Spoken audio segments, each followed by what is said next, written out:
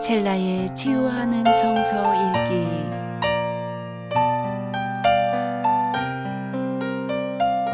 오늘은 창세기 16장에서 18장입니다.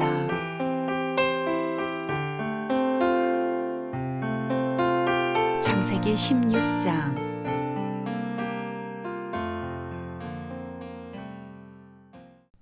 아브라함의 아내 사레는 아이를 낳지 못하였다. 그에게는 하갈이라고 하는 이집트 사람 여종이 있었다.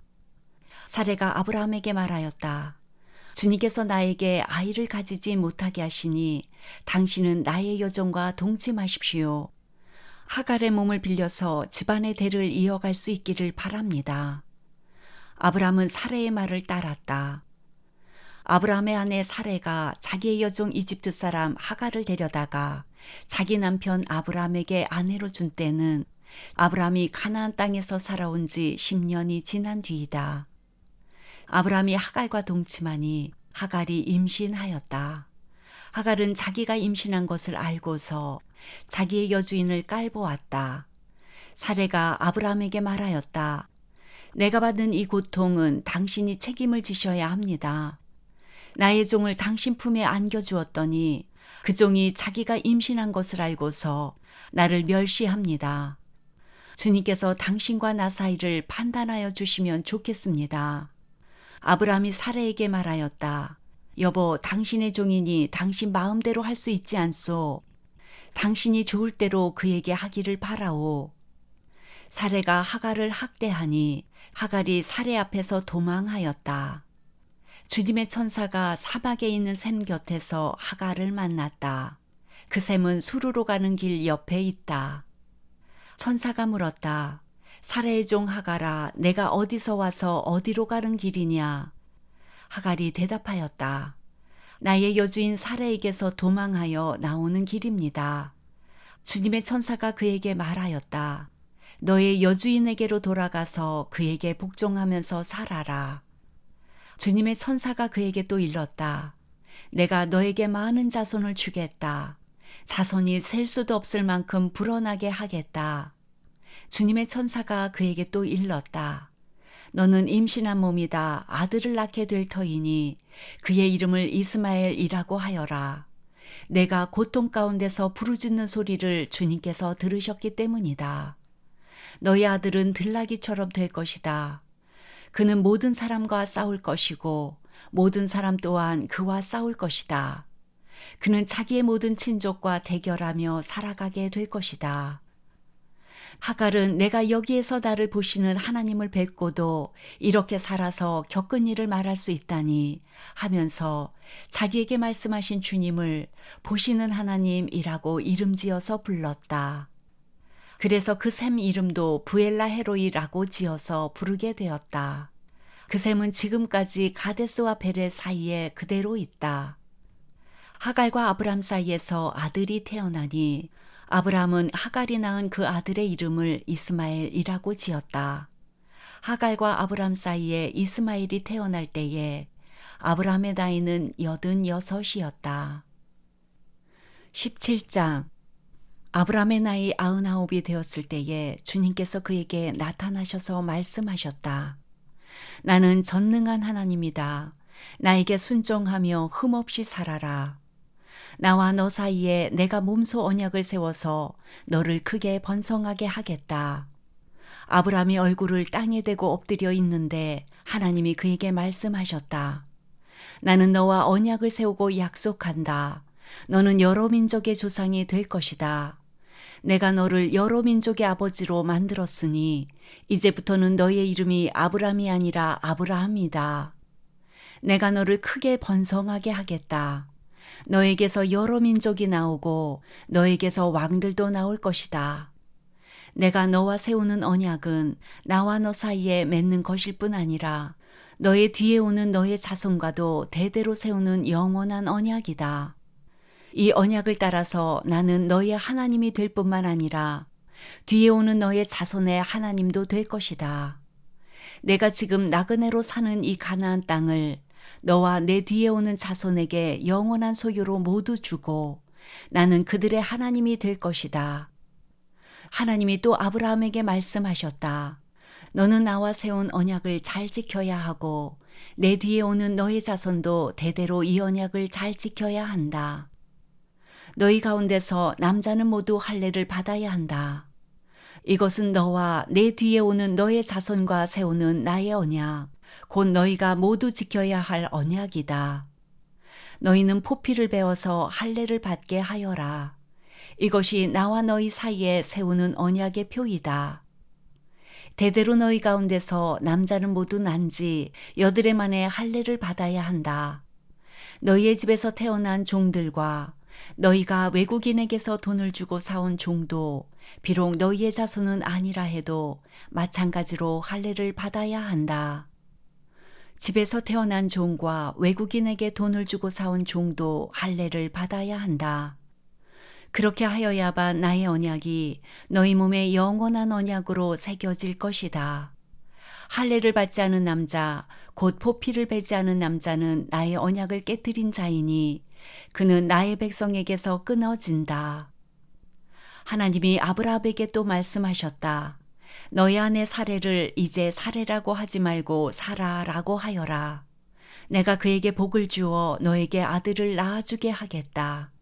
내가 너희 아내에게 복을 주어서 여러 민족의 어머니가 되게 하고 백성들을 다스리는 왕들이 그에게서 나오게 하겠다. 아브라함은 얼굴을 땅에 대고 엎드려 웃으면서 혼잣말을 하였다. 나이 100살 된 남자가 아들을 낳는다고? 또 90살이나 되는 사라가 아이를 낳을 수 있을까? 아브라함은 하나님께 아뢰었다. 이스마엘이나 하나님께서 주시는 복을 받으면서 살기를 바랍니다. 하나님이 말씀하셨다. 아니다. 너희 아내 사라가 너에게 아들을 낳아줄 것이다. 아이를 낳거든 이름을 이삭이라고 하여라. 내가 그와 언약을 세울 것이니 그 언약은 그의 뒤에 오는 자손에게도 영원한 언약이 될 것이다. 내가 너의 말을 들었으니 내가 반드시 이스마엘에게도 복을 주어서 그가 자식을 많이 낳게 하고 그 자손이 크게 불어나게 할 것이다. 그에게서 12명의 영도자가 나오게 하고 그가 큰 나라를 이루게 하겠다. 그러나 나는 내년 이맘때에 사라가 너에게 낳아줄 아들 이삭과 언약을 세우겠다. 하나님은 아브라함에게 말씀을 다 하시고 그를 떠나서 올라가셨다.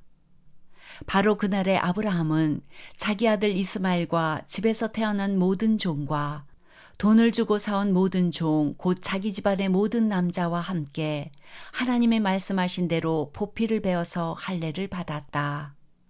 아브라함이 포피를 베어서 할례를 받은 것은 그의 나이 99살 때이고 그의 아들 이스마엘이 포피를 베어서 할례를 받은 것은 이스마엘의 나이 13살 때이다. 아브라함과 그의 아들 이스마엘은 같은 날에 할례를 받았다. 집에서 태어난 종과 외국인에게서 돈을 주고 사온 종과 아브라함 집안의 모든 남자가 아브라함과 함께 할례를 받았다. 18장 주님께서 마므리의 상수리 나무 곁에서 아브라함에게 나타나셨다. 한창 더운 대낮에 아브라함은 자기의 장막 어귀에 앉아 있었다. 아브라함이 고개를 들고 보니 웬 사람 셋이 자기의 맞은쪽에 서 있었다.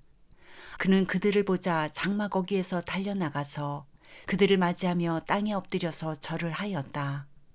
아브라함이 말하였다. 손님들께서 저를 좋게 보시면 이 종의 곁을 그냥 지나가지 마시기 바랍니다. 물을 좀 가져오라고 하셔서 발을 씻으시고 이 나무 아래에서 쉬시기 바랍니다.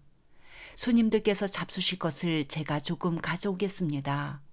이렇게 이 종에게로 오셨으니 좀 잡수시고 기분이 상쾌해진 다음에 길을 떠나시기 바랍니다. 그들이 대답하였다. 좋습니다. 정 그렇게 하라고 하시면 사양하지 않겠습니다. 아브라함이 장막 안으로 뛰어들어가서 사라에게 말하였다. 빨리 고운 밀가루 3스아를 가지고 와서 반죽을 하여 빵을 좀 구우시오. 아브라함이 집짐승 떼가 있는 데로 달려가서 기름진 좋은 송아지 한 마리를 끌어다가 하인에게 주니 하인이 재빨리 그것을 잡아서 요리하였다. 아브라함이 엉긴 젖과 우유와 하인이 만든 송아지 요리를 나그네들 앞에 차려놓았다. 그들이 나무 아래에서 먹는 동안에 아브라함은 서서 시중을 들었다. 그들이 아브라함에게 물었다. 대개 부인 사라는 어디에 있습니까? 아브라함이 대답하였다. 장막 안에 있습니다. 그때 주님께서 말씀하셨다. 다음에 이맘때에 내가 반드시 너를 다시 찾아오겠다. 그때에 너희 아내 사라에게 아들이 있을 것이다. 사라는 아브라함이 등지고 서 있는 장막 어귀에서 이 말을 들었다. 아브라함과 사라는 이미 나이가 많은 노인들이고 사라는 월경마저 그쳐서 아이를 낳을 나이가 지난 사람이다. 그러므로 사라는 나는 기력이 다 쇠진하였고 나의 남편도 늙었는데 어찌 나에게 그런 즐거운 일이 있으랴 하고 속으로 웃으면서 중얼거렸다. 그때 주님께서 아브라함에게 말씀하셨다. 어찌하여 사라가 웃으면서 이 늙은 나이에 내가 어찌 아들을 낳으랴 하느냐. 나 주가 할 수 없는 일이 있느냐. 다음에 이맘때에 내가 다시 너를 찾아오겠다. 그때에 사라에게 아들이 있을 것이다. 사라는 두려워서 거짓말을 하였다. 저는 웃지 않았습니다. 그러나 주님께서 말씀하셨다. 아니다, 너는 웃었다. 그 사람들이 떠나려고 일어서서 소돔이 내려다 보이는 데로 갔다.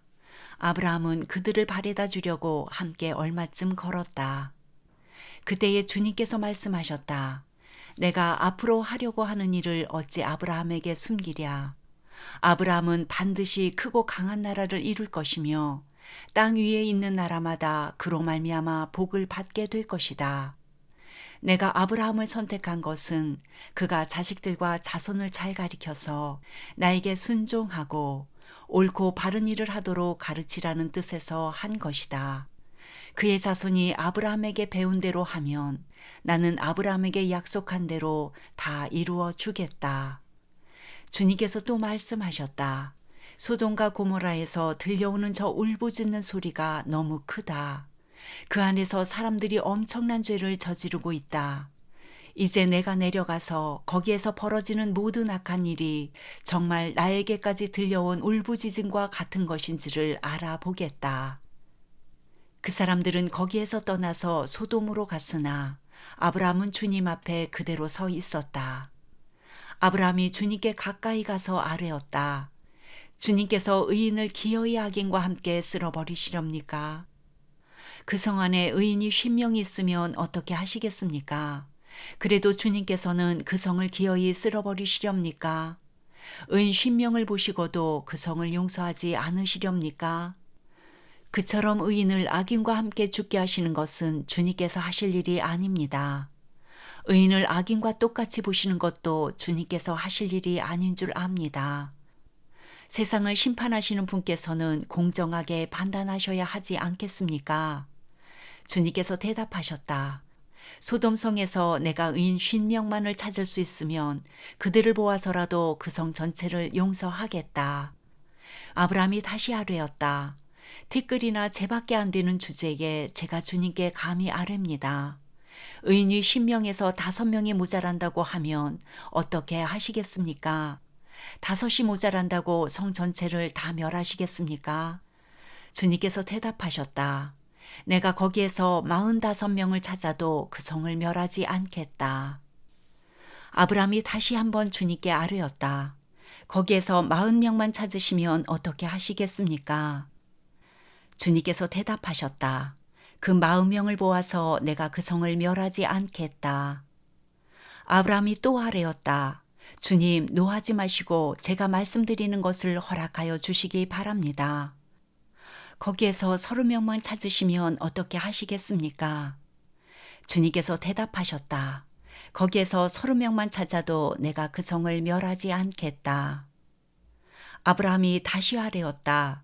감히 주님께 아뢰입니다. 거기에서 20명만 찾으시면 어떻게 하시겠습니까? 주님께서 대답하셨다. 20명을 보아서라도 내가 그 성을 멸하지 않겠다. 아브라함이 또 아뢰었다. 주님, 노하지 마시고 제가 한 번만 더 말씀드리게 허락하여 주시기 바랍니다. 거기에서 10명만 찾으시면 어떻게 하시겠습니까? 주님께서 대답하셨다. 10명을 모아서라도 내가 그 성을 멸하지 않겠다. 주님께서는 아브라함과 말씀을 마치신 뒤에 곧 가시고 아브라함도 자기가 사는 곳으로 돌아갔다.